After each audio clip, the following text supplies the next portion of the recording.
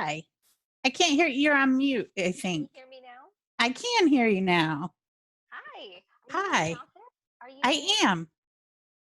Ah, I like your board. Oh, both of thanks. I like the family images and community images, and also I like a good calendar with organization.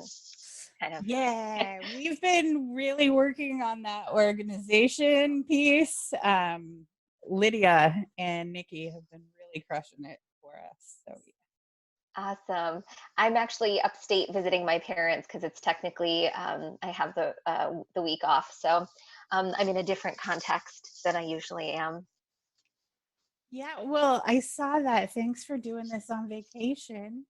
Yeah, no worries. I mean, I'm just glad we got it rescheduled for a better time and a better moment. Um, yeah. I don't know. Christine seems to have trouble with the link that she had access to. I'm wondering, is there a way that we could I share my link with her and she Yeah, could get in? yeah, should be fine. Let's see here if that helps. It wasn't letting people in because we were in another meeting, and so I had to harass them to get off the other meeting.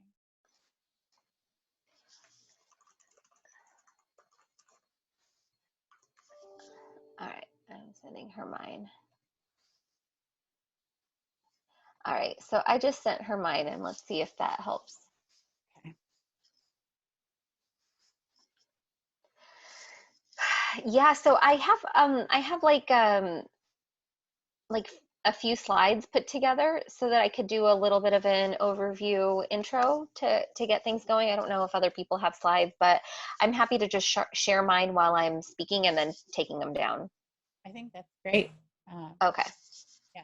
And I think uh, Christine and Ceci both were going to drop links to fundraisers and stuff to their programs, and I feel like that's totally great because they have newer programs and need all the love. Um, Yeah, that's great. it didn't hide you, Nikki. My TA person today. I don't know that I need it, but it has. Oh, there you are. It's weird. It has you as a panel person, though. Oh, great. We have some friends on already. Ah, Hi, Kiefer. Hi, Maya. cool. All right, I'll put myself on mute for the next couple minutes while folks hop on.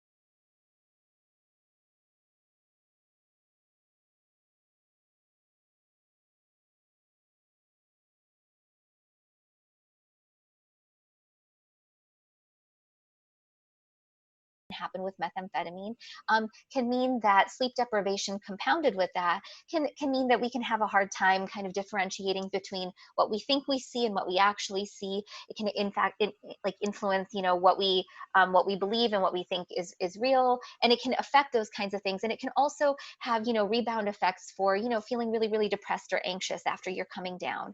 And so we need to think about all of these factors when we think about how to keep people safe and how to help them mitigate these potential risks.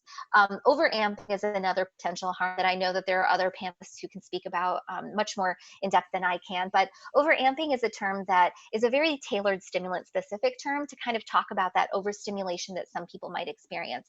Some of that might, be manifest through physical symptoms of being overheated, having high blood pressure, and feeling in psychological or physical crisis because you might think that you are having a breakdown, or you might think that you're about to have a heart attack.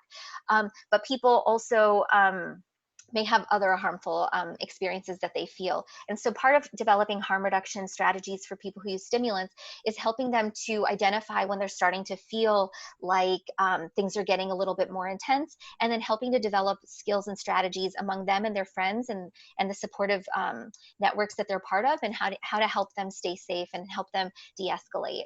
Another thing that we know with stimulants is that injection practices are going to look a little bit different than for opioid use. And a lot of us, our playbook on injection drug use and harm reduction more broadly was written around opioids, but stimulants in some ways have some significant overlaps, but there's also some key differences. We're talking about, for instance, injecting cocaine. It's a drug that wears off a lot more quickly, specifically compared to heroin. And so when we talk about the injection drug needs and the risky practices, perhaps the people who are injecting cocaine, we have to account for much more higher frequency of injecting events and the need to make sure that people have the adequate supplies to do that safely, but also just kind of acknowledging that every potential injection is a potential risk event in terms of introducing bacteria into the body, and how do we help people stay safe. And we also know that people are increasingly talking about co-injecting methamphetamine with opioids, or injecting pretty soon after. And injecting methamphetamine is a very different kind of experience as well. And so really like being mindful of what people's patterns are, what their practices might be, and how we can help talk about that in a way that's compassionate and understanding, and that's willing to learn from our clients and from the folks that we're working with to help them stay safe. One thing that we also know is that, sexually transmitted infections are things that we should be concerned about when it comes to a variety of communities, but we also just kind of know that stimulants are really great with sex, and that a lot of times we have to just be mindful that, for a lot of us, using protection always isn't at the forefront of our minds. And so like, how do we help folks who are in certain contexts and certain situations who want to have a good time, make sure to try to find ways to keep themselves and their partners safe? So one other consideration for us to think about is the role that stimulants are also increasingly playing in our overdose crisis. And here is a national snapshot from the CDC. It's actually data as up to date as June. This was data that they put out in June, although the actual date that it's valid through is actually through November. So in June, they released data that they were able to clean up through November of 2019. So this is kind of like the closest, clearest snapshot that we have of larger national overdose trends. And what you can see here, this is a graph that really just shows over the past several years the trend of different drugs involved in overdoses. So that top black line that you see is the aggregate all opioid line. And so generally, nationally speaking, opioids are driving our overdose crisis. So that black line includes fentanyl, prescription opioids, and heroin together. So you can see that nationally speaking, opioids are driving our overdose kind of crisis. And this brown line that you see that's emerged, that is actually the fentanyl line.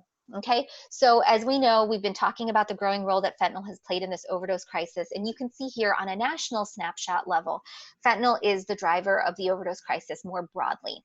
But what I want to show you here is this next two set of lines that have actually blurred together in a way that's almost unclear to see.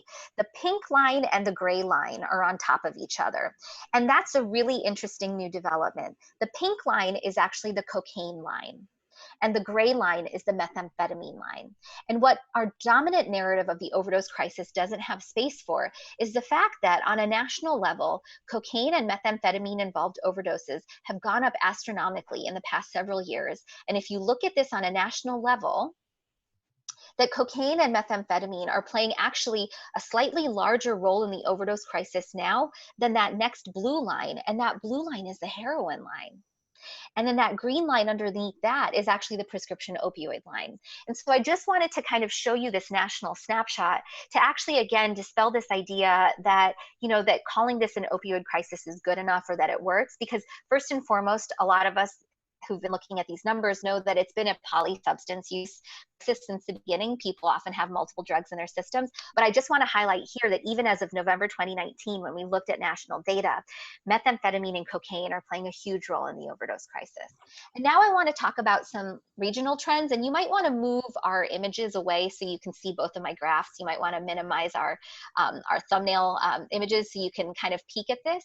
But what I did was here on this slide, I kind of focused on states in the West. And what you can see here is that when we generally speak about stimulants in regions across the country, stimulants are differently involved on different coasts and in terms of the overdose crisis. So here I just picked two Western states, Nevada and Oregon. And as you can see here, I drew red lines or red circles around the drug-involved deaths in Nevada here on the left. And what you can see here is that since roughly late 2016, when you talk about overdose in Nevada, you're actually talking about methamphetamine overdose because that gray line is actually the top line in terms of drug-specific overdose involvement. And then here on the right, I had a similar snapshot of Oregon. And as you can see here from Oregon as well, starting in mid to late 2016, methamphetamine is actually the drug most involved in overdose deaths in that state. And now I'll take a second to move to the East Coast. And so what we see on the East Coast, on the other hand, is that actually cocaine and fentanyl are the drivers of the overdose crisis on the East Coast. So here I randomly selected DC, Washington, DC. And as you can see here, since January of 2018, it's cocaine and fentanyl that have actually been driving the overdose crisis in DC.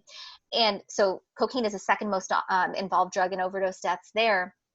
And here I randomly selected Rhode Island as another example state because I wanted to give a more rural example. And you can see here also in Rhode Island on the right that cocaine is actually the second most commonly involved drug in overdose deaths in that state. And, again, just to kind of help give some complexity to this conversation about what we mean about stimulant-involved overdoses, but also polysubstance involved overdoses, and really just challenging this idea that there's any one single drug that's been implicated in this crisis. And then I wanted to take a second to give you a snapshot of the Midwest, because in the Midwest we see a mixed story. So here I selected randomly, Ohio on the left, and what's interesting in Ohio is that cocaine is the second most commonly involved drug in overdose deaths there after fentanyl. But interestingly enough, my red line kind of covered over it. Methamphetamine is growing to be the second most commonly involved stimulant there. But fentanyl is still the number one, but cocaine is number two, and it looks like methamphetamine is actually creeping to be number three.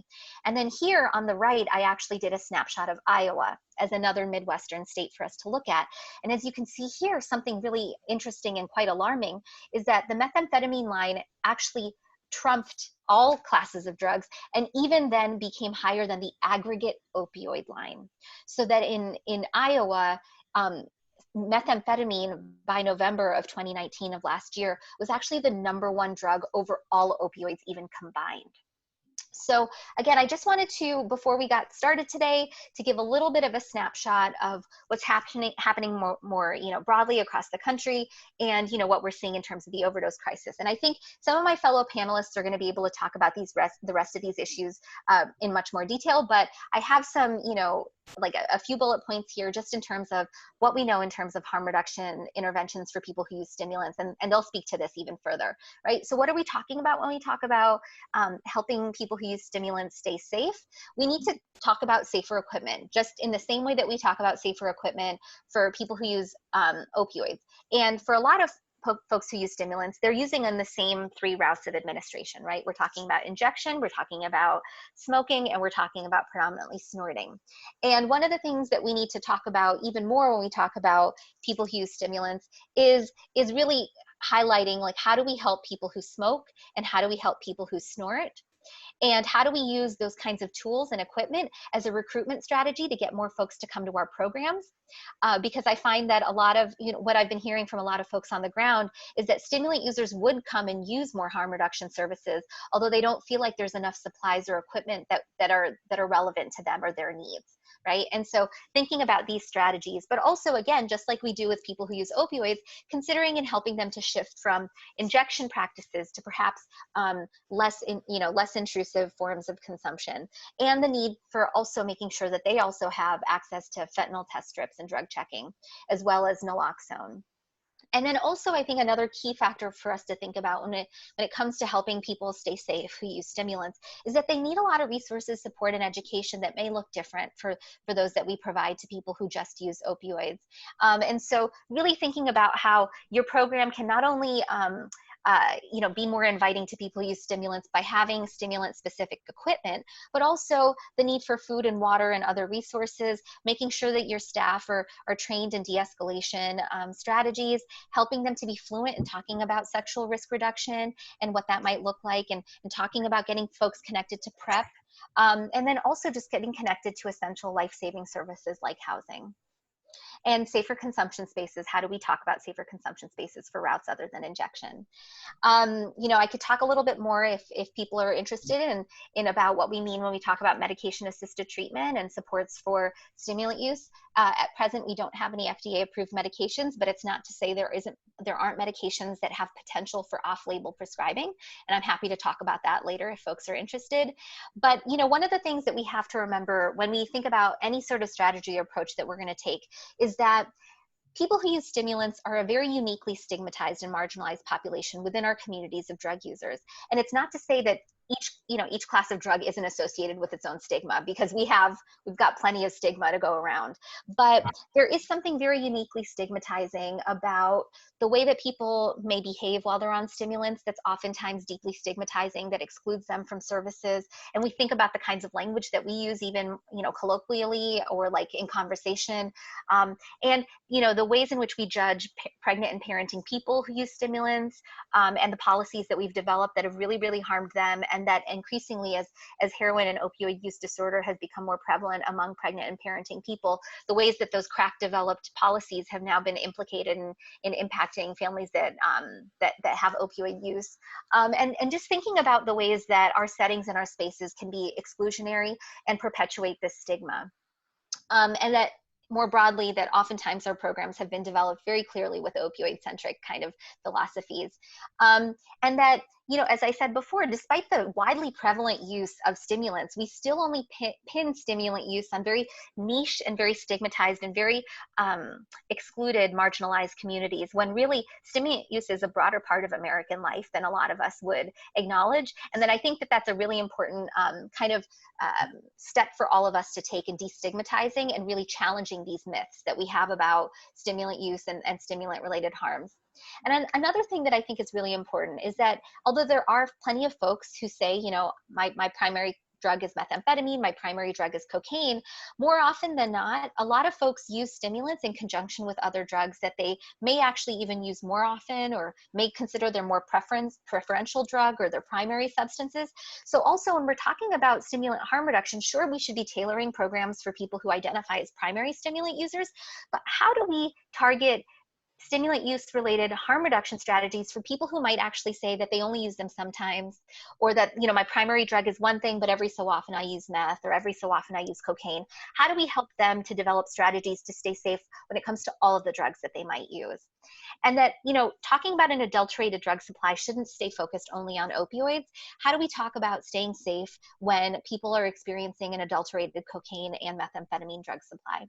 And lastly, I think one of the challenges that we have is that although we have an increasing body of literature about research of strategies that work with people who use opioids, harm reduction that works, medications that work, treatments that work, we really have an abysmal research and data, data quantity, quality issue when it comes to stimulant use. The stigma and marginalization of the people who use drugs has also led to people choosing not to do that research. And that's a really problematic and challenging barrier that we need to address. And of course, just like with all other classes of drugs, criminalization only creates and perpetuates new harms. So how do we keep drug policy in mind when we think about reducing the harms of stimulant use? You can't do that without that. And I'm just gonna use that as an opportunity to kind of wrap and to pass it along to my colleagues to speak about some of the more detailed interventions, the work that they do. Thank you, Sheila. That was really informative and helpful. And I also want to welcome Mindy, who is here finally, and Christine. It does look like Ceci isn't going to be able to make it today, but we send her our love. And yeah, so Christine, would you like to touch on your work and sort of some of how you have been able to I really love the way you talk about stigma and the power you have with that. So would you mind talking about a little bit of the stigma that Sheila touched on as well as some of your great knowledge and experience? Yeah, definitely. Thank you. I don't have slides for today. I wanted to keep sort of the rest of the conversation a little conversational, if you will, right? I really loved all of those slides that you had, Sheila. Some of that data is definitely new to me and incredibly interesting. I look forward to digging into some of our CDC partners' data. My name's Christine. Some of my more recent stimulant-related work, I this year founded a small project to work on the intersection of harm reduction and climate emergency and other sort of systems disruption. And 2 months after that, COVID-19 hit the United States, which I completely did not anticipate before maybe, January. But as part of that, did some work on a toolkit related to COVID for harm reduction. As a part of that, there's a piece is specific stimulants. I'm going to pop the link to that in the chat box for you. And I just wanted to talk through some of these points as sort of the structure of our conversation. So a lot of the things that are included here, this is by no means exhaustive. If you see tips and tricks that are missing, I would love to hear from folks. I know there's extensive experience in our community. So as a non-exhaustive guide here, speaking to some harm reduction considerations, particularly in the time of COVID, the first thing that we wanted to raise is something that Sheila ended on talking about, right, are these drug shortages and bad cuts that we're seeing across the country.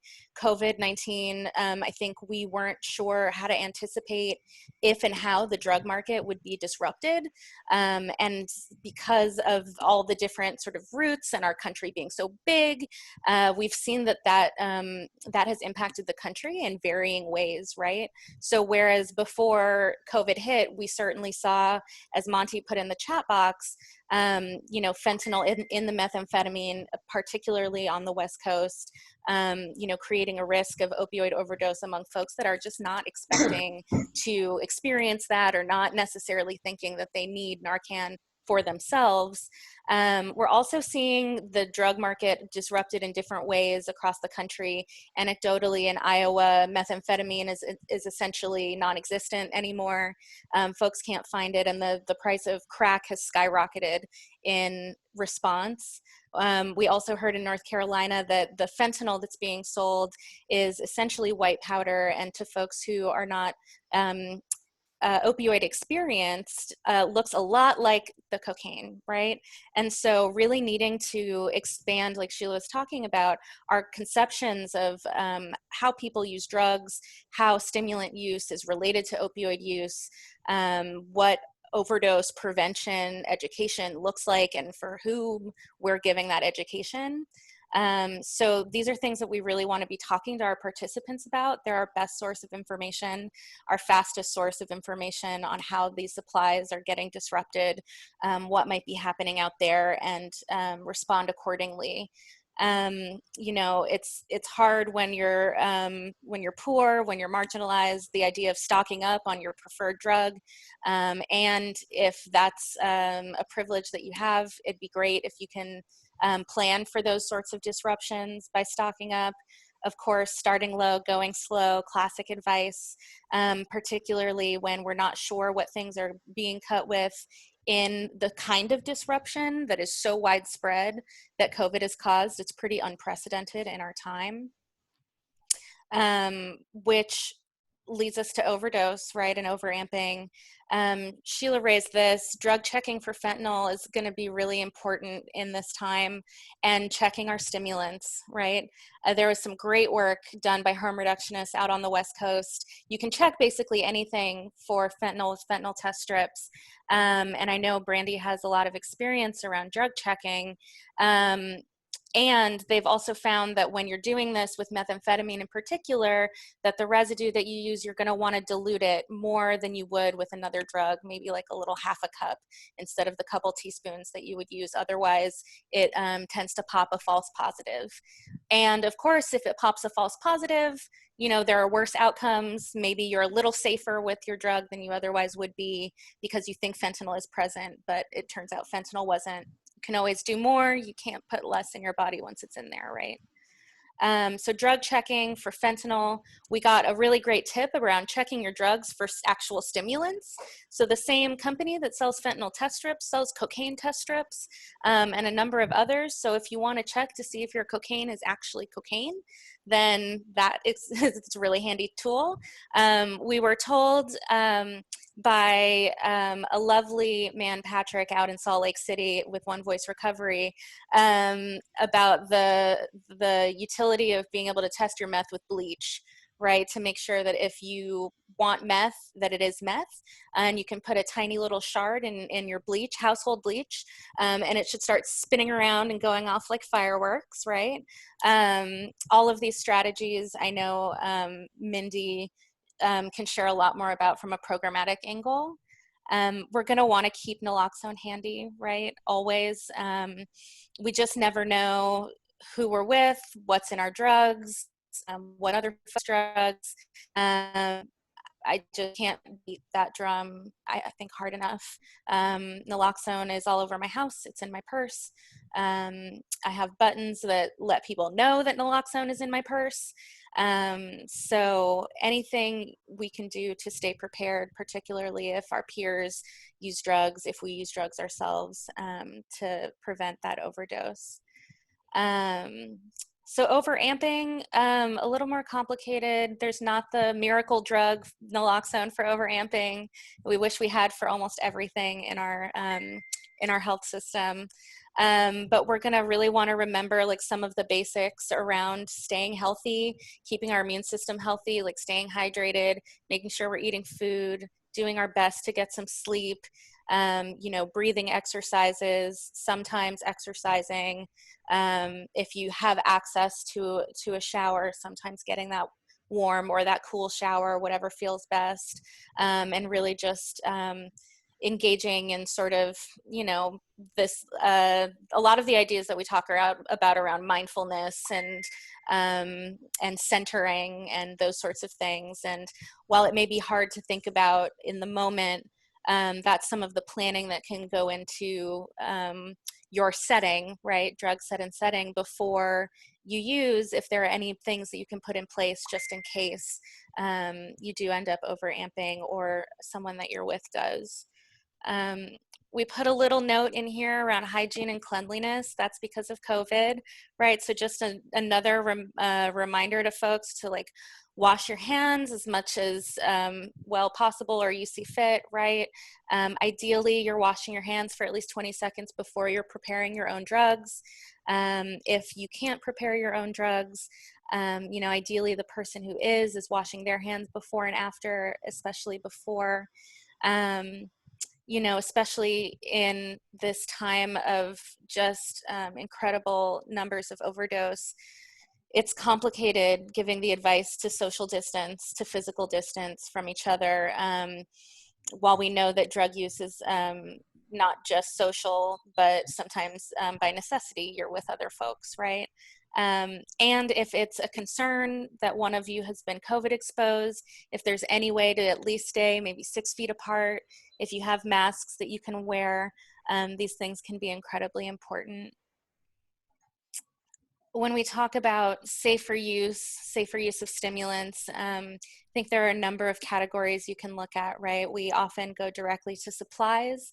Supplies are really, really important. A project I'm looking to work on in the summer, we're hoping to put together some resources to make the case, right, to your state health department, local health department, to your funders, that this is incredibly relevant, that even if the money is opioid focused, I think all the data that Sheila presented shows that there is not a clear distinction, and these are not mutually exclusive categories by any means.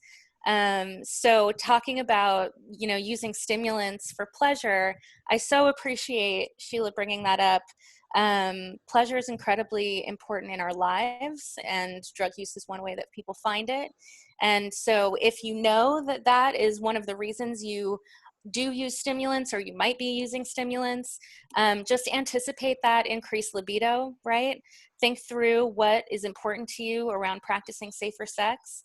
And if you can have those tools available, whether it's condoms, lube, your partner is with you when you use. There is some advice to try and avoid kissing if you're engaging in casual sex or what have you, just because of COVID, or potentially trying different positions where you might not be face-to-face, doggy style, etc. Just getting real creative, right, so that you can minimize your risk as much as possible. And speaking of sort of sex and stimulants, I think, it's really important in this moment to mention, to re-mention what Sheila was talking about all of the absolutely sense-making reasons that people use drugs. The logic, once you look at the situation from their perspective, and one of the sort of protective factors of using stimulants, right, is being awake, is being alert, and being able to protect yourself perhaps a little better against theft, against assault, and against sexual assault, right? And so in this moment where our movement is called to really reflect and talk a little more deeply about sexual assault, sexual abuse, exploitation in our movement, I think it's important to recognize the potential protective factors around stimulants and why certain folks might be using them. Moving on to just those basic eat, drink, and sleep. Sleep can really, really, really do a lot. I have had insomnia for, a good 20 years now, and over the years it's looked really different, and sleep deprivation, there's a reason that it is classified as a torture, right? So really try and get your sleep. We have some tips here around products. If you do have a home, if your participants are at least relatively stably housed and have a place to keep things, shelf-stable food that can stay for a long time, that's relatively healthy. We pulled some of these things from the American Heart Association, so trying to keep it healthy as possible. It's not necessarily as tasty as all our good processed foods, and whatever you can do to keep yourself eating, keep yourself healthy. We've got over-the-counter sleep aids. We know that folks are going to use benzos to try and come down sometimes, to try and sleep. Reminders around safety around benzos, even though that's not the focus of this webinar per se. If you have the means to use any kind of supplements that just support your immune system broadly, that vitamin C and D, zinc, those sorts of things, getting some sun for vitamin D, all of those things can help just the baseline health, so that if you are, sort of up for days, that it is potentially less ravaging sort of on your body than it otherwise could be. Hydration, really, really important. I know I forget to drink water all the time. Gatorade for the electrolytes, Pedialyte works. It replenishes all those things you need. If you can moderate your alcohol consumption, I know that that is a challenge, and it has a dehydrating effect. So just keeping that in mind, alternating your boozy drinks with your water. Adding water to your wine, not water, seltzer maybe, something less gross than water. You still want it to taste good. Have a spritzer instead or whatever. Then, those are all sort of tips that you can try and moderate with.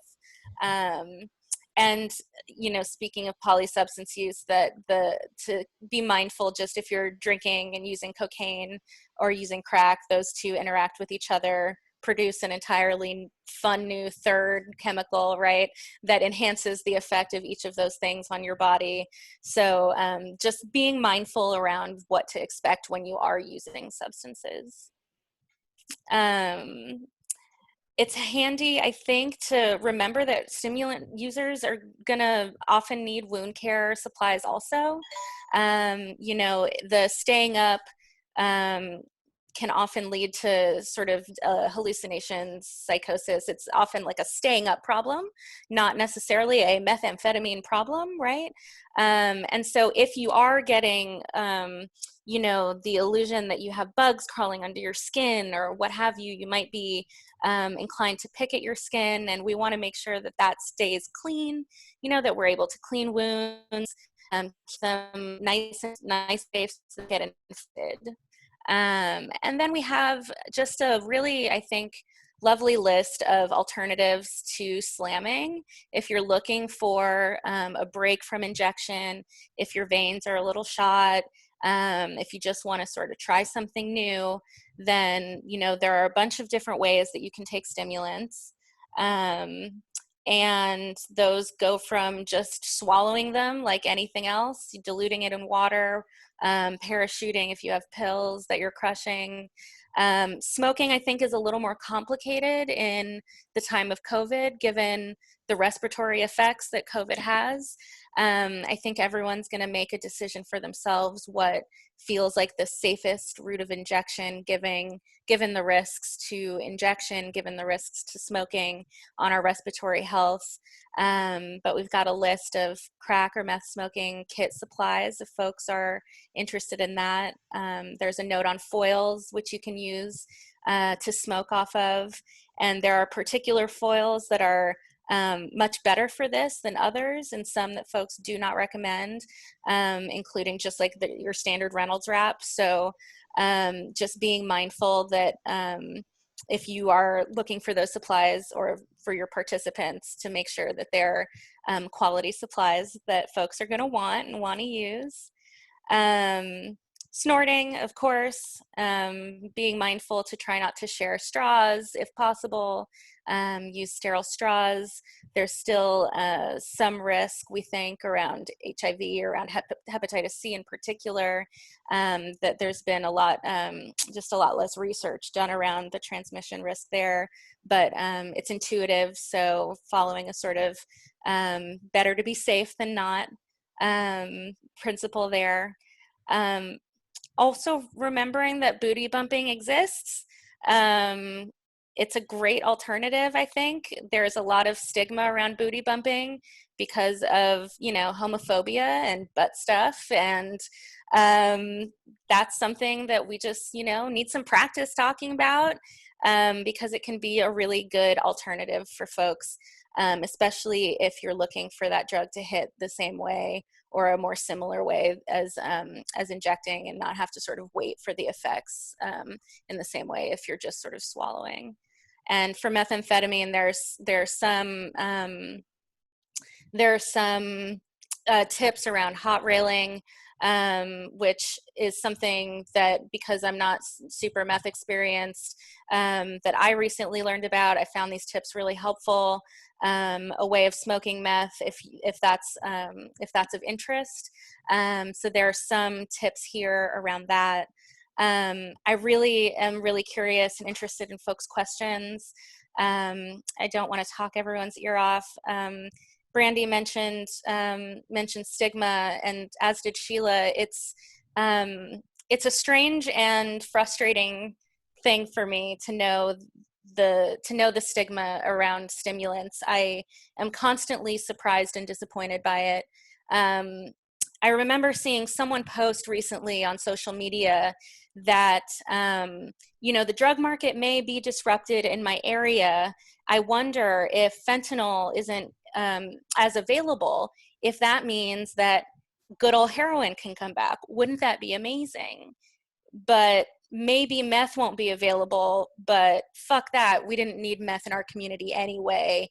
And being very, very dismissive, right, of folks who use stimulants, the withdrawal symptoms of folks who use stimulants because they exist.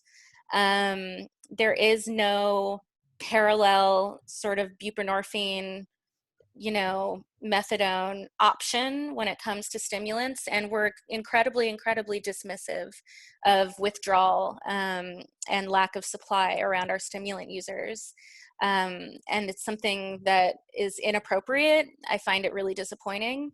And this all just, I haven't read sort of studies around stimulant stigma, and in my experience, I grew up in Arizona, which meth has always been familiar to me because of that. It feels like I grew up learning that as an 80s baby, that crack was a poor Black person's drug and meth a poor person's drug, and class stigma was the framework that I came up in, through my DARE education, for whatever that was worth, very little. And we don't have a similar sort of glamorization of these drugs as we do with heroin by Hollywood, by our sort of music industry.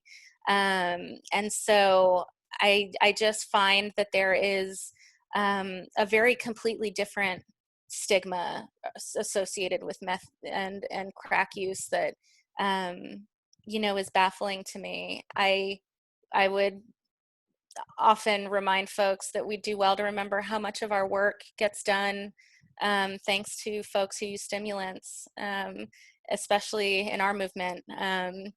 That there is a level of being able to show up and productivity that just would not exist otherwise. But I don't want to take up any more time. I would love to continue the conversation, and I'm really looking forward to hearing from Mindy. Christine, I just wanted to jump in. Please. You already got a question. Someone just wanted you to clarify. Can you describe and explain what booty bumping is? Yeah, so you would prepare a shot in the same way that you would if you were injecting. Make sure you take the needle off the tip. Right? And then, you would try and relax. You might use a little lube, but essentially you stick the tip of the syringe into your anus and depress the plunger that way. There are a ton of capillaries and veins and all sorts of things inside. And so the what's the fancy word we use? The bioavailability of the drug is quite high that way. So there are some tips around how you can stay safe when you're doing booty bumping, and how you can do that as comfortably and as safely as possible. Thanks for explaining that. Thanks, Sheila. Yeah. Booty bumping also has the second highest rate of overamping. So proceed with caution, but proceed as you will. Mindy, would you like to jump in and tell us about you and what's going on in Utah, and maybe how you provide stimulant services and stimuli you might see? Yes. Well, first of all, hello, everyone. Sorry I had technological difficulties logging in. Typical for me. Technology hates me. So that's been one of my biggest challenges during COVID. It's just being able to be inside of a meeting. But I live in Utah, and I'm the executive director of the Utah Harm Reduction Coalition, and I myself am a retired professional tweaker. So for 17 years, I used meth and cooked meth, and so that's definitely my drug of choice, and it is where my specialty lies. Which also is the case with a lot of people in Utah. Christina related to so many things you talked about because Arizona is really similar to Utah. So I grew up with the same kind of beliefs, you know, crack cocaine is a poor black man's drug, meth is a poor white person's drug, and I was a poor white person, so I fit that perfectly. And, you know, Utah doesn't have a lot of diversity either, right? So like, I mean, Utah is primarily white people. We don't have a lot of people of color of any color. So that changes our dialogues, it changes our demographics, it changes our populations. And so our conversations and the things we do are not the same as they are in other states. There were, gosh, there's so many things you guys talked about. First of all, Christine already said everything I was going to say. And Sheila, I just always love the information I learned from you. I could sit and listen to Sheila present things all day long, like for weeks on end. I just love it. So I kind of want to go back and like touch on a few things that you guys had talked about, if that's okay, so that I could share some of our experience here in Utah with it. And since I'm like at the bottom of Christine's handout, I'm going to touch on some of those things. So hot railing, one of those things, you need to be really careful with hot railing. You can burn the shit out of yourself, and it's really serious. Like, I mean, I am really, really well trained with methamphetamines, and like, I have burned myself really bad doing a hot rail. And you need to be very careful. You're using a little piece of hot glass and snorting, you know, and it changes into smoke. When you snort it in through your nose as a powder, it then comes out of your mouth in a huge cloud of smoke. It's really weird and trippy. But you just need to be careful not to hurt yourself, literally. Booty bumping is huge in Utah. It's been huge in Utah for a very long time. And I actually have to do harm reduction around booty bumping and cock rockets. So they're also called dick rockets. So when people are struggling with finding veins, which with methamphetamines though, you don't get the same vein damage that you do with opiates. Like people who use opiates for long periods of time, they seem to lose their veins and they can't find one anymore. That doesn't happen as much, or it doesn't happen the same way with methamphetamines. I injected for almost 17 years and I don't even have a track on my skin. And so, but people do, you know, lots of people mix drugs here, and lots of booty bumping does happen. And like I said, when people have a hard time hitting a vein, the ones in your penis are really good blaring veins. And so, and that is incredibly dangerous for lots of reasons.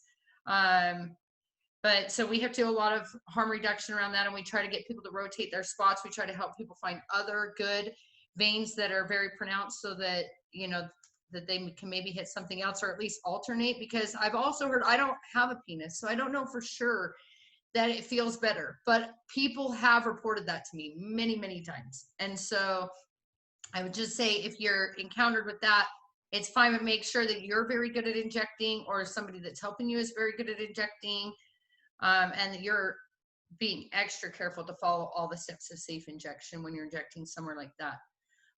Booty bumping is a really great way to give your veins a rest, especially if you're somebody who misses a lot.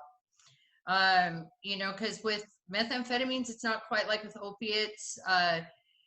You know, if you start to miss when you're shooting methamphetamines, you can feel it. It burns, and you have to pull out right away. And it's not quite the same. It causes a lot of pain. And so booty bumping is something a lot of people try, and that is very safe, but it in those ways, but it is also, you are at much higher risk of overdose and overamping. And I think a lot of people don't know what to do when somebody's overamping. And the truth is I don't think that there is any certain specific guidelines. Like with opiates, we know, like administer naloxone and, you know, turn them to the rescue position, all those things, right? Call 911. When somebody's overamping, there isn't a drug that reverses it. So therefore, first and foremost, I would say calling the police is probably not ever going to be helpful. Like, and in case people don't already know, when you're calling for emergency help anyway, we don't want the police. We want the paramedics, if anybody. And so it's very important to tell the 911 operator that someone has stopped breathing or something along those lines. Don't tell them that somebody's on drugs, because cops will come. And usually when somebody's overamping, like for me, I've overamped lots of times and I get really sick. Like sometimes I throw up a lot, but at very least I get super nauseous. Oftentimes, like I can't see straight. And so for me, it helps if I like lay down, I can't move at all. And I have to just have somebody like sitting with me while I slowly breathe, because it has to just kind of go through the system.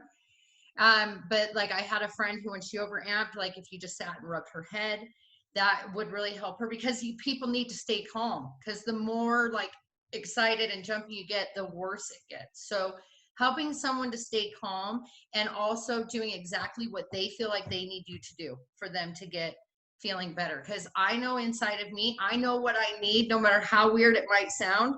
You know, just like if you're on an acid trip or something, right? And you need a candy bar, somebody better get you that candy bar right away, you know? And this is the same kind of situation. Like, I know what I need and I just need you to comply, you know? And so I do that for my participants and for people I love who still use stimulants, you know, whatever it is you need from me, I will do that. You know, it doesn't need to make sense. Because that's the weird thing about stimulants, specifically meth, is that we don't have like these clear medical guidelines to follow like we do with some other substances. So let's see, smoking meth. When you're smoking meth, you need to make sure that you are keeping your lips lubricated. And this is something I don't hear people talk about. And I hope I'm talking to harm reductionists, so I feel like I can't offend you, but I call them pussy lip sores. So they split right down the center of your lip, and it comes from rolling the glass pipe in your mouth. And man, those hurt. And not only do they hurt, but they get worse, and they also can get bloody, and they can spread, you know, you can spread hepatitis C that way.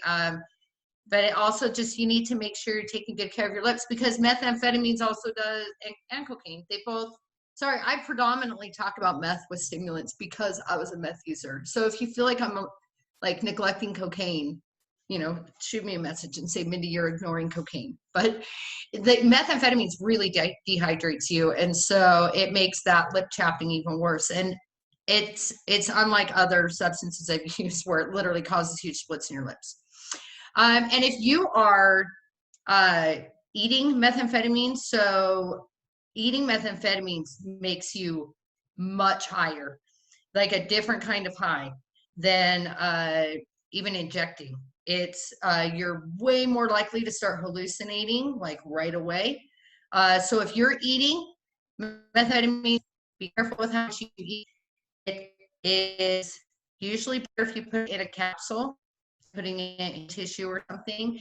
However, be careful on what the kind of capsules you're using, because some of those little capsules that we put substances in, they can have lots of like issues in the stomach and cause a lot of gas and things like that. And like, I try to tell people even the most practical harm reduction things, like, you know, if you can avoid pain in your stomach, that's great, right? So those are just some of the things that we work on here in Utah with people when they're utilizing stimulants. One thing I wanted to talk about was we have such a wide variety of people who use methamphetamines here. We have so many people who are like middle class, you know, white moms that are soccer moms that use methamphetamines because it helps them to stay up and keep going. We also have a huge population of people in Utah who work in like mines and out in the rural areas.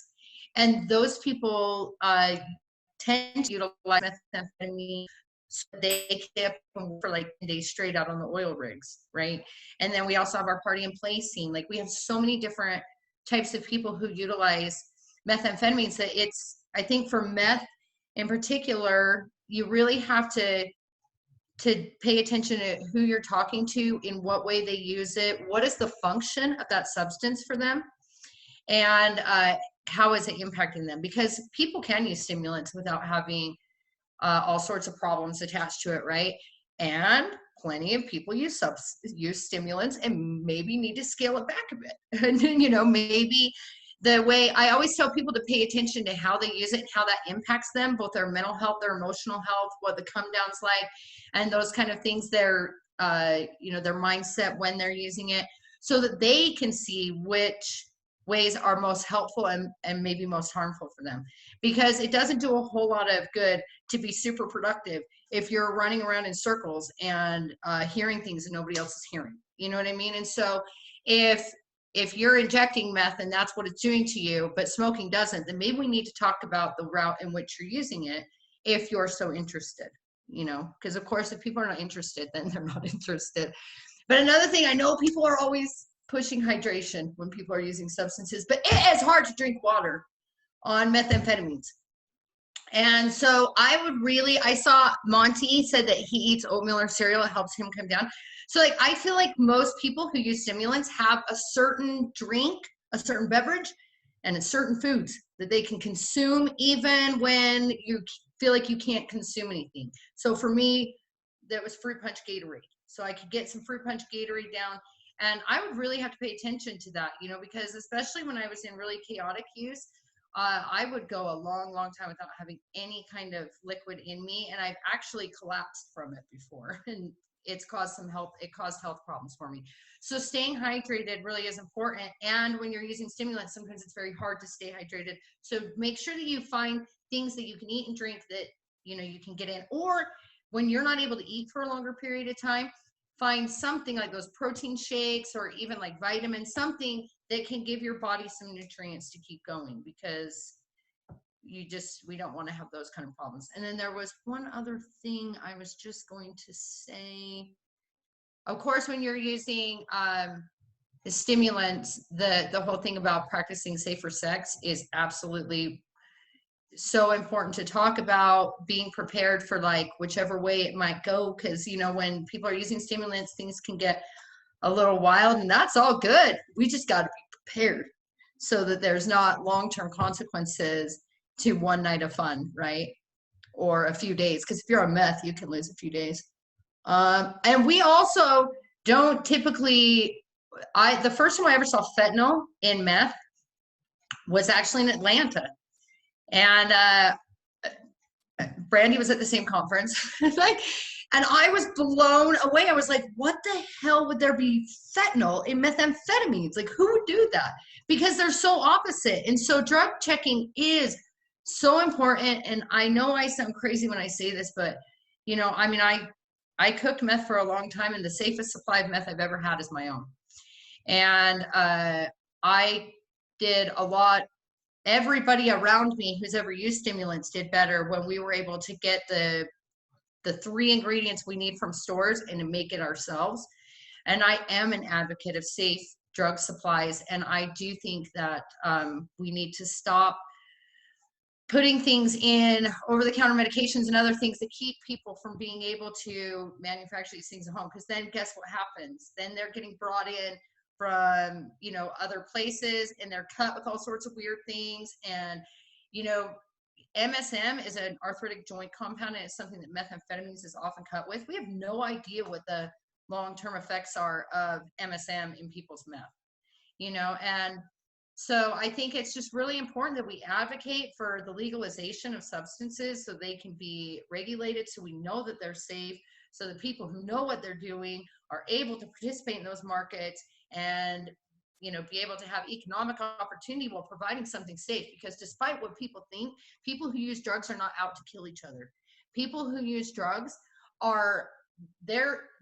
in my experience, we're the most thoughtful about what other people are going to be ingesting. Like, I would never give something to somebody I care about or somebody I didn't like even that was adulterated with something else. And where I come from, adulterating drugs is not cool. Like, that's not something that flies in the world I come from, you know. So I think that eliminating those harms is one of the most important things that we can do, because it, you know, I've heard lots of people saying, it's one of my favorite things to say, drugs are not illegal because they're dangerous. They're dangerous because they're illegal. And so we need to do something about that. And I think that was all the things I wanted to hit on. Thank you. There is a question about liquid meth. And this person, Nicole, is stating that they've had reports in their state of a handful of ODs related to red liquid meth.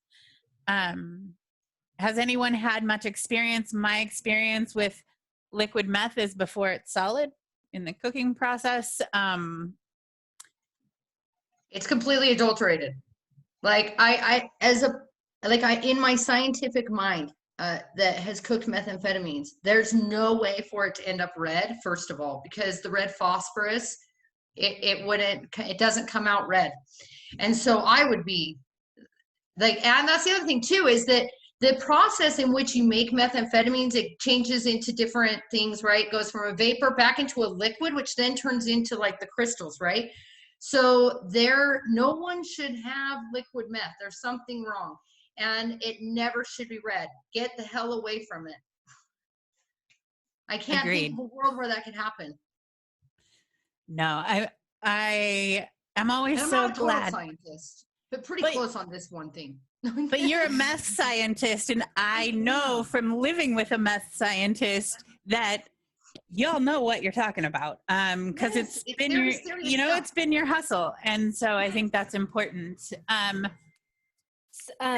Speaking of which, there's another question in the chat box around preference between putting meth in a capsule versus dropping it in a cup of liquid and dissolving it.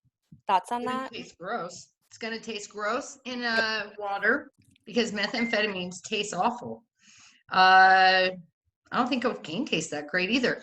If you wanted to put it in a liquid, I would put it in either Gatorade or coffee, actually. I've always found coffee to be the best one to like if I was drinking it, it would be in the morning coffee, right? Just what have you. So yeah, no, definitely. Cause yeah, it'll make you gag. Yeah. And when you're drinking it though too, because if you put it in water, I think you'd be more inclined to be like, and hurry and pound it back, especially because it's gross. In coffee, you really can't taste it. So you could sip your coffee and that in itself definitely reduces any chances of overamping. Plus methamphetamines, especially methamphetamines hits you quick anyway. And when you eat it, it hits you quick too. So you will know as you're drinking it, if like, oh, okay, I guess I'm good here, So I feel like that's actually a good way to do it. Yeah. I want to all hail the red Gatorade. Seriously, like it has saved the day more times than I would like to say. I did want to touch on a couple of things. I wanted to touch on the sex work aspect of things. And in Nevada was interesting because that's where I did most of my sex work on meth, was in Reno. And so one of the things that I have found over the years is that don't expect someone that you are using meth with to get an increased libido. That isn't necessarily true, maybe once upon a time, but I related it a lot to work. And so, some of the times that I used after that, my actual libido on meth is absolutely gone. In fact, it kind of makes me cringe. And so I think also if you are in a situation where you are expecting sex, maybe check yourself. And I think that goes for well beyond stimulants as well. And definitely the safety aspect of it. One of the things for sex work is a lot of times, we'll get offered to be paid in substance, right? That is absolutely dangerous. If you can avoid it, please do. Remain in control of your money if you have the ability. I know that's a big ask in some situations, but if you have the choice to choose between substance or money, choose money, because that's your money. You also don't know what is in the drugs people are bringing you. And and with overlooking sex worker safety in so many areas and so many conversations, and clearly within our own movement, I think that is something that when we talk about drug use and stimulants and safety, some of the things we need to talk about. And I think that kind of goes with stigma, right? There's this stigma that you're ready to get it on. It also may be that you have a very intense job and this is the only space you can find is using meth to like find some space for yourself or things of that nature. And so around stigma, I've actually found it really hard to grapple with in the harm reduction community. I have heard and seen and experienced stigma that shouldn't be coming from us. Also, it's deep within the drug use community too, right? Like many times you hear opioid users have this joke about stimulant users, and stimulant users have a similar joke about opiate users. We are all medicating for one reason or another in these scenes. And so horizontal oppression within our own group, it's not awesome, and it pushes people out, and it also sort of elevates and superheroes people that work in certain sectors of harm reduction and maybe poo-poo the stimulant folks because we're in an overdose crisis, right? Well, Sheila showed us about that. So that's sort of my touchback on some of the things that I see and feel and hear. And also, I think we also need to remember that harm reduction as it's evolving over these years isn't just about injection drug use and isn't just about opiates. And if we believe and support all drug users, that includes stimulant users. So let's see, should we dig into some questions? There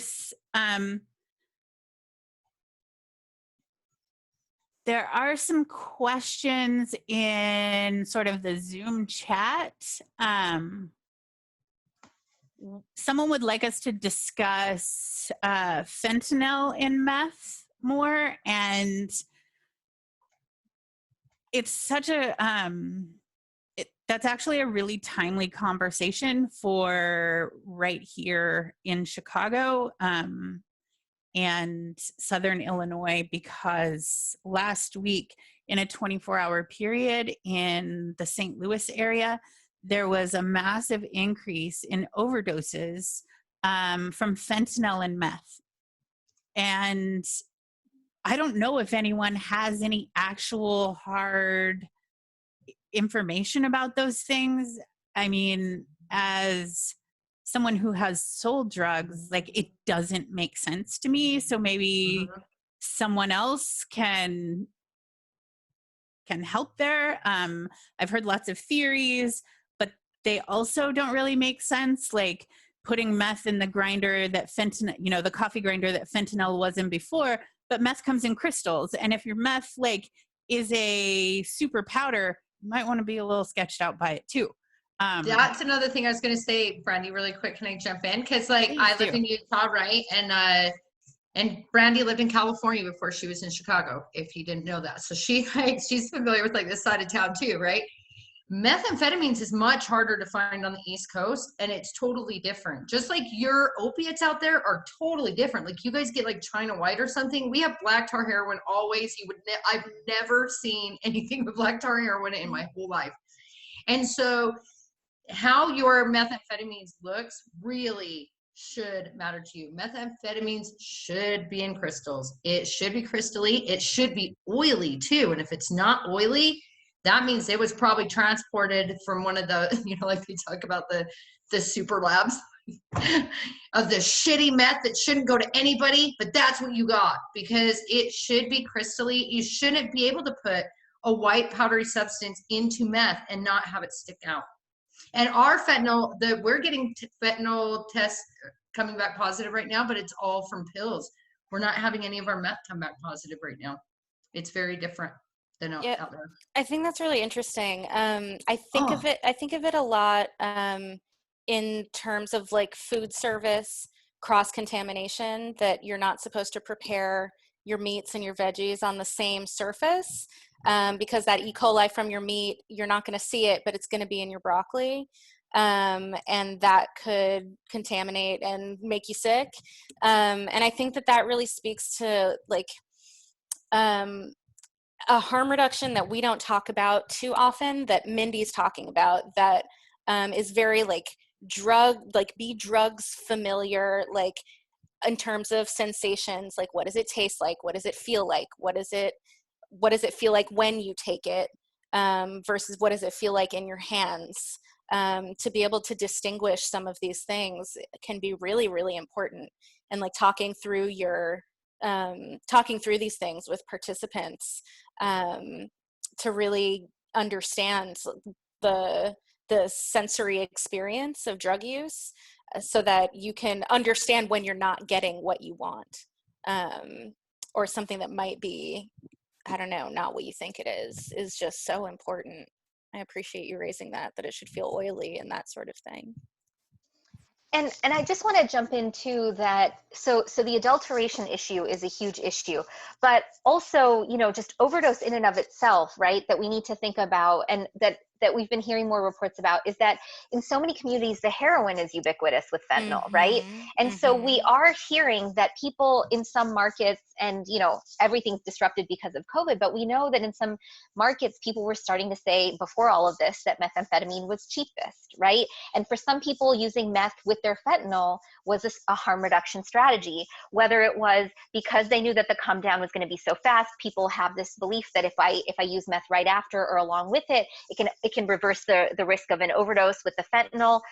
Some people wanting to use meth in place of fentanyl and still having both in their system. We know that people have found, co-buying was cheaper. We know that folks also were talking about just helping it to extend the experiences, and people have different beliefs that are also informing co-use. And so if we see fentanyl and methamphetamine, sometimes it's because of heroin more, and that people are using one before the other or in addition to the other, and may not have had the prior experiences or ability to reduce the risk. And because I don't want to minimize the fact that adulteration is probably a huge part of it, but there's a new co-use factor that's been emerging. And for a lot of people on methadone, we've been hearing that they've been concerned when they do want to top up on top of their methadone, dipping into straight methamphetamine instead, because they're so afraid of getting exposed to fentanyl, being a factor as well. So we've been, I don't know, I just want to complicate that as well, that I think that we're hearing that people are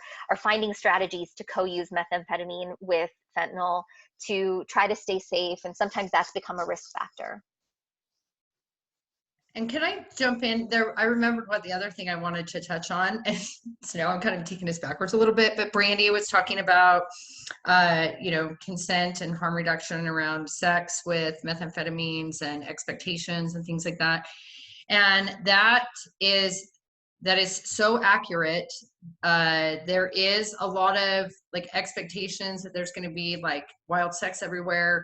And I am a person who, when I am using meth, I don't like sex at all. I prefer to online gamble. Please, you stay over there. I'll be over here. I'm working on my poker game, whatever, right? But it has nothing to do with sex. And yet there are these expectations. And so please, like, use harm reduction strategies that keep you safe as a human being, but also make you respect other people's boundaries. But then also there is this component, for people who struggle with stimulants and, are trying to do something different with their stimulant use. We have to take into account what stimulants have an incredible function for people, both for productivity, focused attention, and then as well as sexual pleasure. Like, that is a very real thing, and especially for males. And as someone who, I treat substance use disorder, and especially for males, it is very hard for them to like reintegrate healthy sexuality without methamphetamines, especially when I'm treating gay males. And so keeping all of those things in perspective while you're using, and knowing like, hey, maybe I should limit my consumption of this during this time so that, this isn't a long-term thing for me. Or if we're people who are helping people everywhere along the spectrum, like I do, right? I don't help people that are only using substances. I also help people who are trying to get free from substances, right? Or change their substance use. And those are probably some of the biggest things you have to take into account. For women, weight; for men, sex, when you're dealing with stimulants, because you really can't help somebody if you're not going to address those things with them. And that's with their use or without it. It doesn't matter if what they're trying to do with it. Those are two really big complicating factors that we have to talk about with people. Yeah, I really appreciate you bringing that up, especially now. I feel like the harm reduction tips around an increased sex drive or whatever is more about knowing yourself, and if that's your reaction or the purpose for which you are taking meth or whatever stimulants, then great, and create some structure around how you can be safest. But the idea that people are on meth, that means that boundaries are a little fuzzy, or this is someone that I might be able to take advantage of, or any of that is just so completely unacceptable. And I really appreciate that framing. Yeah. I love this conversation. So Mary Pounder wanted to circle back to inclusivity and how we market our programs to be supportive of all drug use. And what would you recommend opposed to syringe service providers? In New York, there's been this interesting move to call them. Well, a lot of them have also been incorporated into larger healthcare systems, but like drug user health hubs, or like something around, also like perhaps providing other services and integrating it into other systems where people can tap into other resources and learn different skills or get access to different services. So that was I think that's an interesting framing, and I'm sure that other folks can kind of maybe come up with other ideas or have other frameworks that they've heard of. But that was, I like that as a possibility. I mean, the last spot I was at, it was very poly substance use focused because it was in rural California. So we had all the drugs and lots of them. I called it a harm reduction program. Mm-hmm. Yeah. Yeah, those are the two that I feel like I've heard more and more often sort of cropping up. And I really like it. I like, getting away from the idea that I can't be served here because this is a needle exchange. Even as syringe service program was supposed to broaden the idea of what a syringe service program really is, because these programs do so much in so many different ways. But making that visible to stimulant users or non-injection drug users as well is really just so important. I'm curious about other people's language or the new language that comes up soon, because I think we can get creative around some of that. I like the name drug user health programs too, except for that it starts with drug user. And I think some people, like they're like, yeah, I'm a drug user. And most people, at least the ones I work with, do not respond like in that way, or they're not like, hey, community, I'm a drug user, so I kind of wish we could come up with something to switch out the term drug user so that we, just so there's not that negative connotation. I just get so sick of like people's negative response to anybody who uses a substance, and especially where I live, if you saw the way that people abuse Diet Coke here, you'd want to slap them too when they talk about people using substances for function, so I wish we could find something that's maybe all inclusive and also like doesn't have any negative connotation to it. I'll be over here thinking, I'm still trying to come up with something else for the word offender. I can't stand the word offender. It's offensive. And we need something else. I'd rather be called an inmate than an offender. I'll be over here still thinking about that. All right.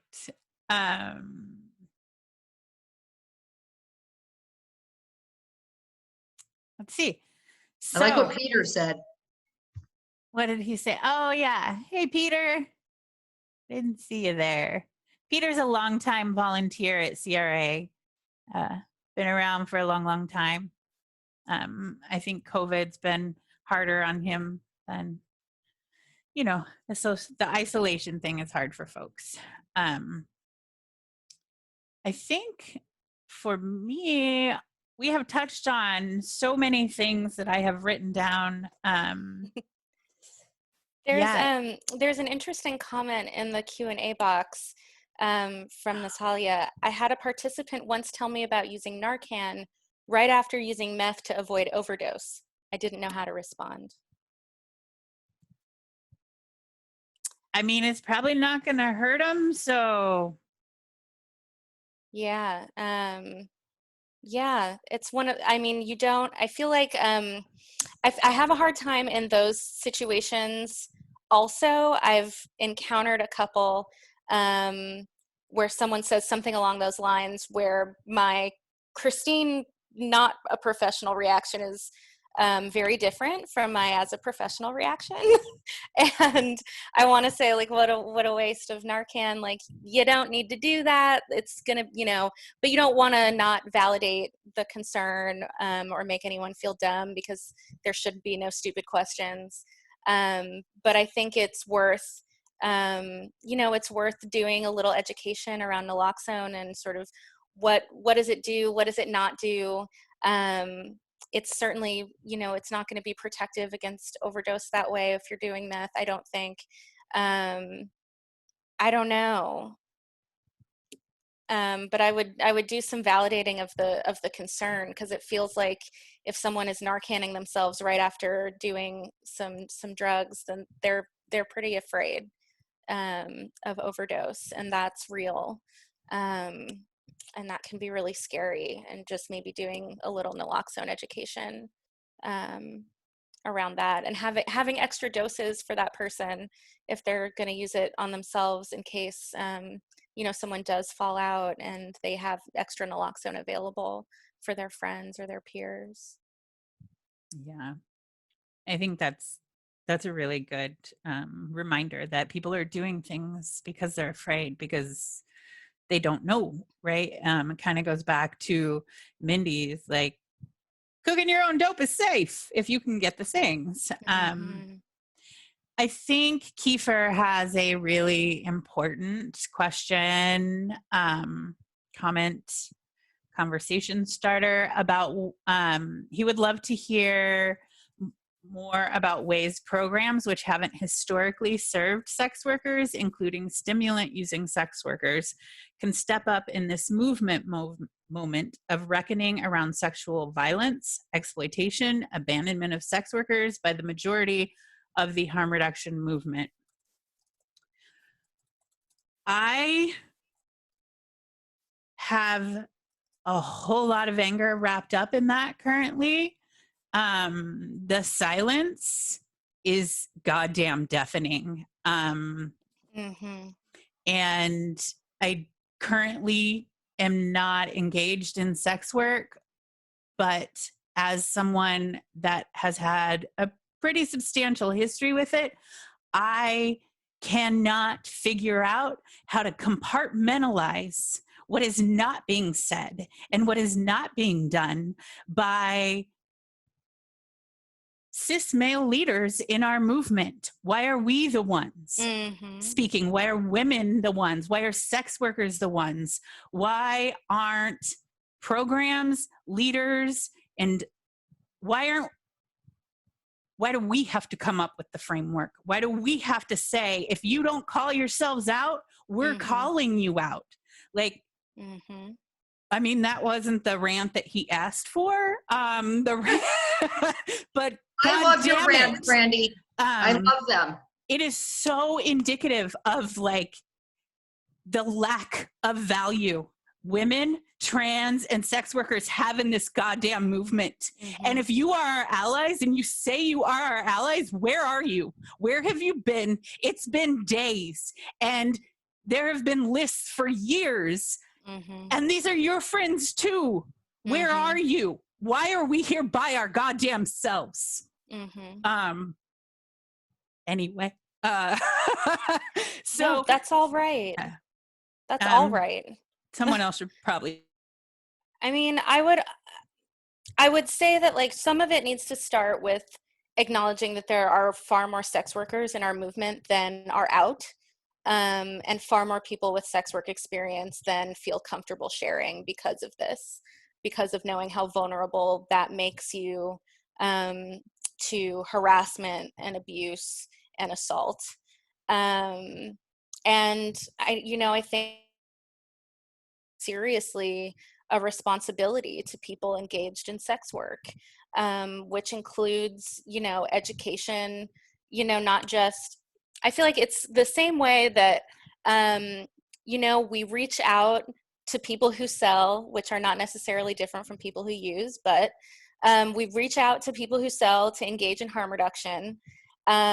We have to talk about how to be a good client. We have to talk about what it means to be a responsible client of sex workers, to be a responsible man in particular, to women broadly. And these things shouldn't be acceptable behavior to come into a drop-in center, to come into a harm reduction space. There should be some codes of some kind of conduct, because it's unacceptable and it's heartbreaking, and it's been going on for so long, and I don't see it stopping. I just see a sort of bated breath, hoping that it passes, and hoping that it stops with Devin Reeves, and that it doesn't spread to others, and that others are not impacted, and hopefully this will just blow over. The silence, Brandy, I am beyond disappointed.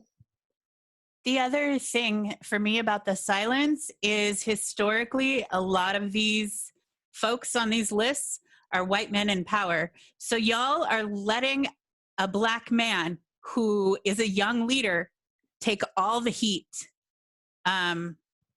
Accountability looks like you stepping up and having faith in the community to let you grow, mm-hmm. and to apologize for potential harms you've done. Like, that's why we're here. Mm-hmm. And so maybe also consider your whiteness in all of your goddamn silence. Mm-hmm. Well, here in Utah, we're so far away from everyone, I feel like. But, I didn't know about like things that were happening elsewhere until it started coming out. And I do know, though, as a female, period, in the world, like, I know what it's like to, always, like, and I dare to use the word always, be inappropriately touched on, harassed all the time. I know that for me, like, one thing I have to do, like, I dismiss that behavior all the time because I'm just so used to it. I'm so used to it that I'm just like, oh, because it's just not worth saying something every single time it happens, right? And, so me as a female, I am willing to say something more often and continue to do that till I say it every single time that it's inappropriate, so that so that men don't ever get the idea that they get to treat any of us however they want, ever. And it's funny, when I was teaching at the University of Utah, I quit the University of Utah over this, because I said that as a female in arenas of leadership and public administration, that I always have less credibility than any man. And someone found that offensive, and I don't care, because I guarantee there's no man, including Devin Reeves, who's ever been in a meeting and been addressed as babe or sweetheart. I promise. Mm-hmm. No one's ever cut him off when he was talking over and over and over again, you know, and said, listen, babe, you know, I know you think what you're doing is this and this and that, you know, da, da, da. You know, and Hey, thanks, kiddo. right?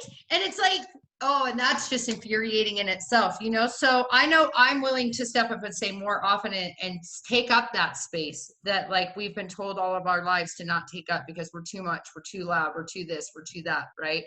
And then as someone who runs a harm reduction organization, I am a substance abuse treatment provider. Like I'm a substance abuse provider. And that is where we serve people who are using drugs in that entire spectrum and everywhere it intersects. And that includes with our sex workers. And we help to get the SWAP chapter started here. And when all this happened, I mean, most people on here probably know who Damon Harris is. Damon Harris, he's been with me since day 2, and he's more of a feminist than I could ever be. So I'm incredibly blessed to have this ally man at, you know, my organization and as a friend who fights with me on all fronts. But he's so good at listening, and he's so good at leading and listening and saying, come on, let's go talk to the people we need to talk to and ask what they need for our support. How do we stand to be the best allies that we can be? You know, and I think that's what everybody needs to do. We all need to, you know, just like with the Black Lives Matter movement, you know, as a white person, I get to ask, well, how do I get to be the very best ally in the world?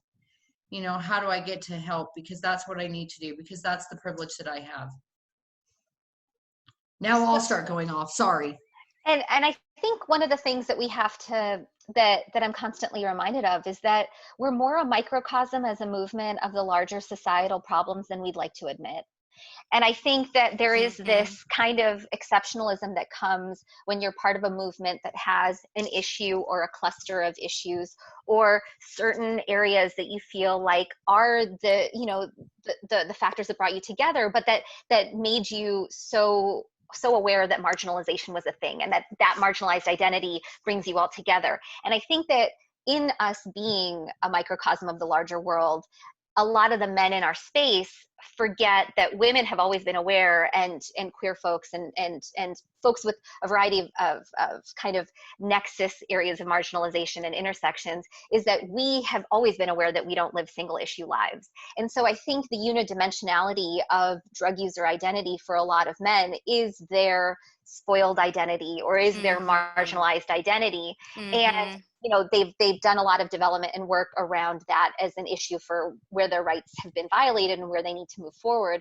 And those of us who've come in already aware that we did not live single issue lives brought all of those with us, and our spaces weren't ready for that because we have people who still, for many privileged folks who live on these different nexuses, like, you know, that was the one issue that they did the most work and development around. Yet there were a variety of other issues, you know, because we are a transphobic movement, we are a heterosexist movement, we are, you know, there are so many other ways that that we've become very, like, that there are a lot of people in power who are still a very unidimensional analysis of our issues. And so I think this all brings that to light, because the other thing is too, and like this kind of goes into like kind of a larger critique, I think, of drug use, like recovery kind of framings as well, is that, you know, those of us who don't even, who push back against the 12 steps, I mean, this idea of a rock bottom is very clear. And for a lot of folks,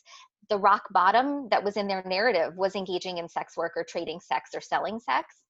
And for a lot of people, that narrative has spilled over into how they look at people who sell sex or trade sex in our movement, as seeing them as some people who it's a function of their survival, right? Like, you know, where do we add nuance to acknowledge that there are people in our spaces who engage in survival sex work and who do not identify with that as being a salient identity, you know, sex worker as being a salient identity, but there are folks in our movement for whom being a sex worker is an identity, and it has nothing to do with hitting rock bottom. It has to do with bodily autonomy, a choice that of a career or a way to make money that is flexible to their parenting responsibilities, to their disabilities, to their ability to engage in meaningful work, to support themselves and their loved ones.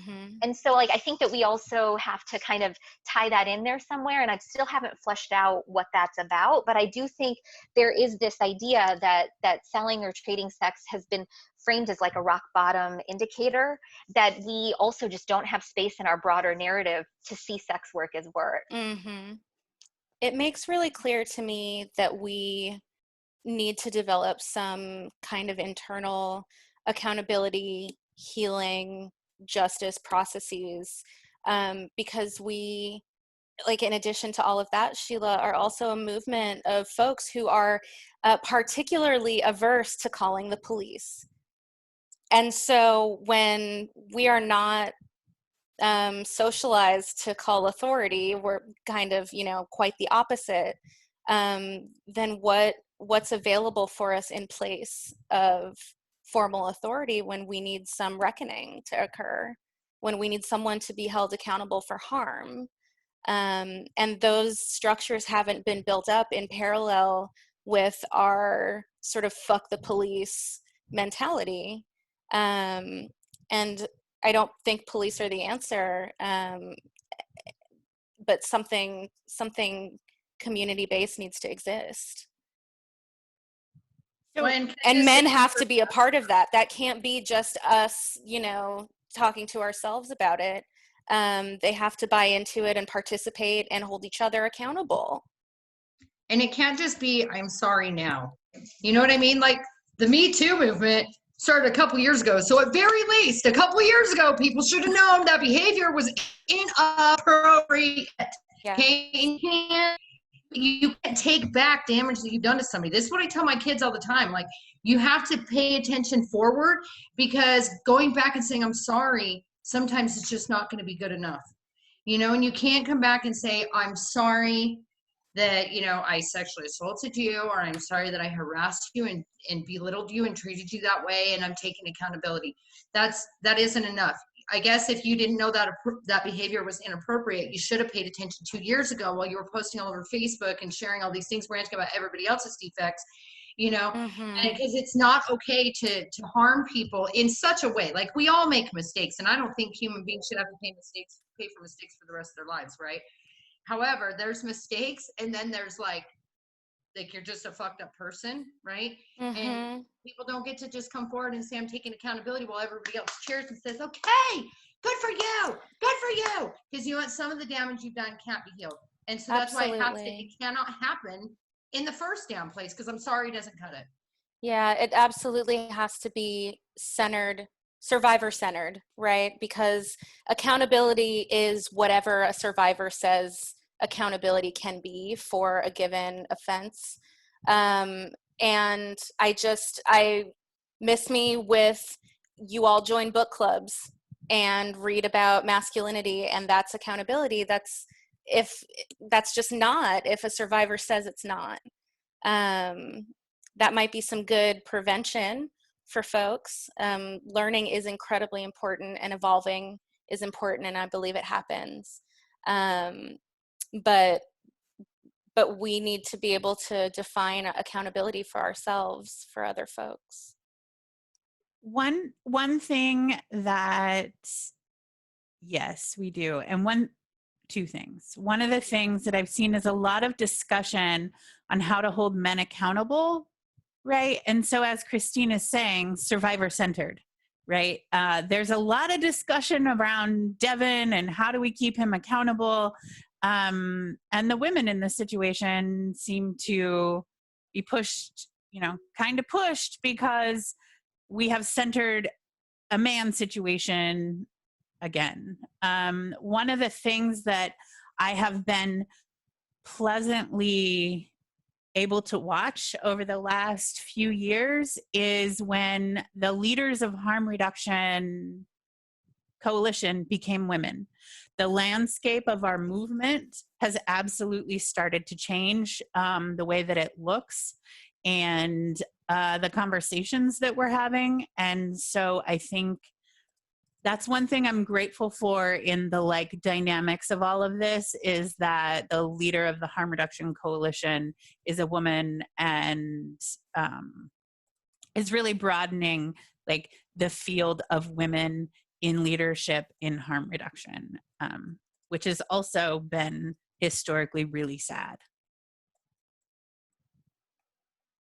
I do want to go back to Kiefer's question about, harm reduction spaces becoming safe for sex workers, or how do we do that? I mean, I think honestly, like, first and foremost, like, long before you decide you want to become a welcoming space for sex workers to come, like, the staff needs to do the work.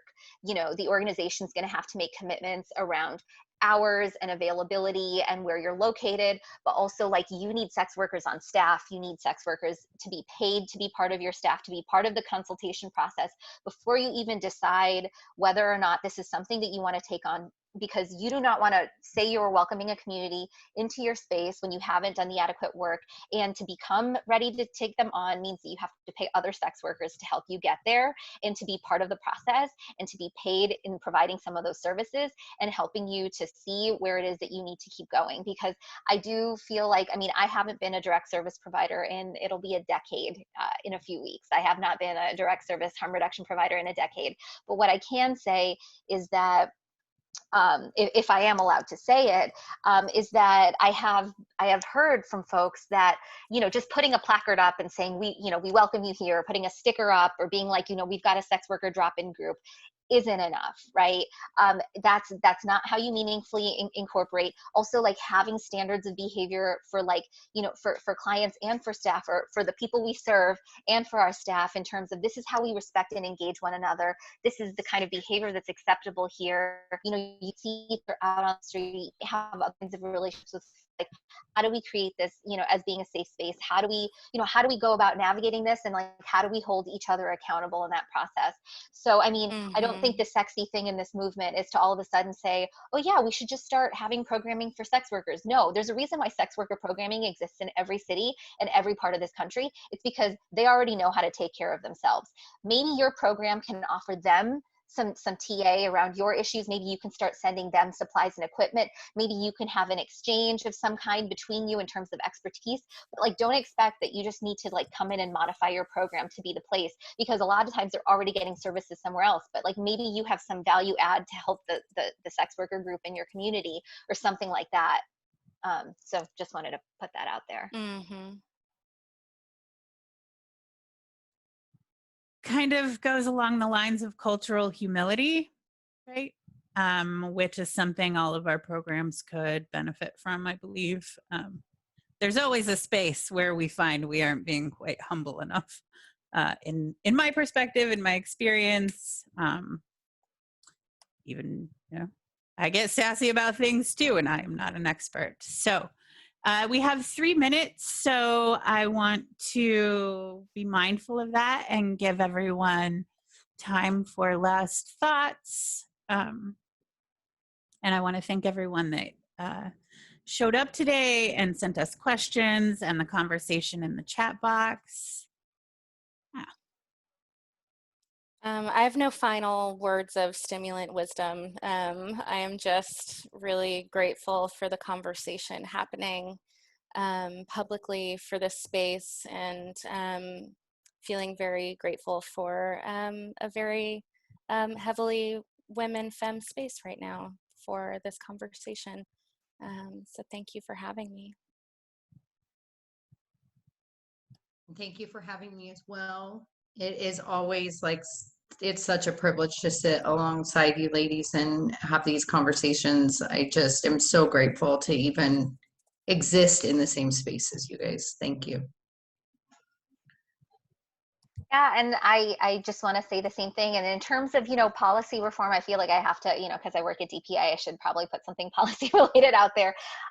Something really exciting that we're trying to do in the state of Oregon is push forward a ballot initiative right now for all drug decriminalization, and really creating a more expansive mental health and substance use response service system that's non-coercive and available to provide a menu of services for folks who need it when they need it. And, as we talk about, policy changes that are really materially going to help people who use stimulants, they're not necessarily always going to be all that different from the kinds of policies that we need to help users of a variety of drugs. And decriminalization is a huge and important place to start. And also just like, as we kind of said, you know, calling the cops isn't safe when someone's in methamphetamine induced crisis. And, you know, we need to talk about in our own local communities, what can we do to create dispatcher based systems where if someone is in a mental health or a substance use crisis, that it's not immediately one that's being responded to by police officers and law enforcement. And communities across the country are starting to build up those mechanisms. And I think that we need to have those conversations locally. You know, those are local changes that you can advocate for. You know, when we talk about divesting, what do we want to reinvest in, and what kind of world do we want to create? And we want to create a world in which people with health issues are being responded to and with health interventions rather than, you know, punitive law enforcement. And so having conversations in your community boards about, like, we need a mental health response call, you know, hotline, or we need a dispatcher who can, you know, who can then connect to community-based supports and have other responders come and help folks who are in crisis. But these are, you know, bigger, broader conversations. I just thought I'd put that out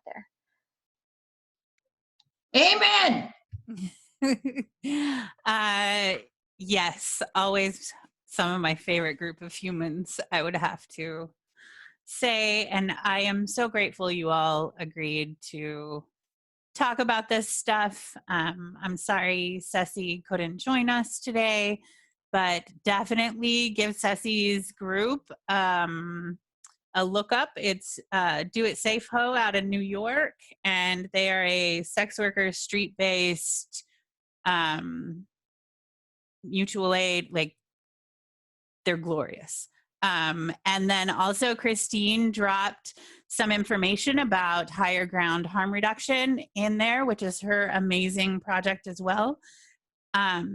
So make sure and check out all the friends and all the work. And thank you all for joining, and support your local sex workers and stop stigmatizing stimulants. Bye.